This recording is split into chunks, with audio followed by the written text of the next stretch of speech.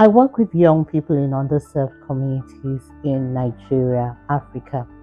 One of the key things I have learned in working with these young people is that many young people need reparenting.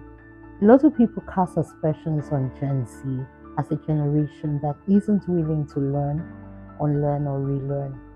But sometimes that is not true. Some of these young people are not given as much fair advantage as you and I. Some of them are raised by children themselves who gave birth to them through abuse or different circumstances beyond their control.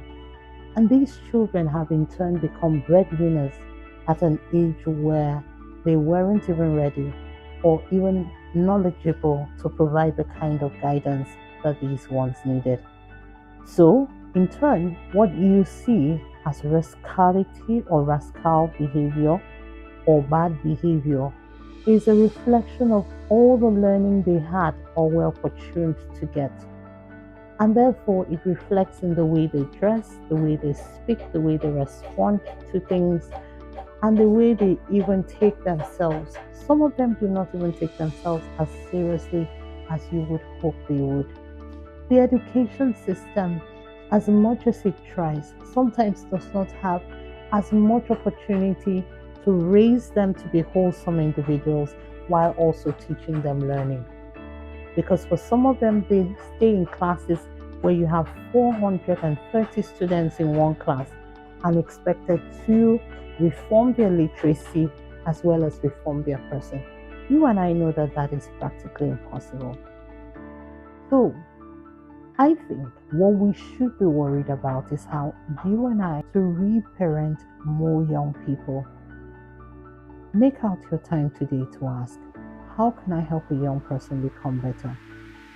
How can I teach them how to comb their hair? How can I teach them how to dress up? How do I teach them how to show up? Can I give up of a little of my time to ensure that another young person is able to become that person that they need to be? Because that is the kindest thing we can do for young people that have come from underserved communities that may not even have the information that we have. Reparenting is the word I want us to consider today. How is your kindness reflected in the way you treat younger people and the people that do not have as much fair advantage as you or the learning that you had? My name is Mmanti Umoh, and I work with young people in underserved communities around Africa. I believe as a child of a nobody should be able to become somebody regardless of who they know, where they live, or how they grew.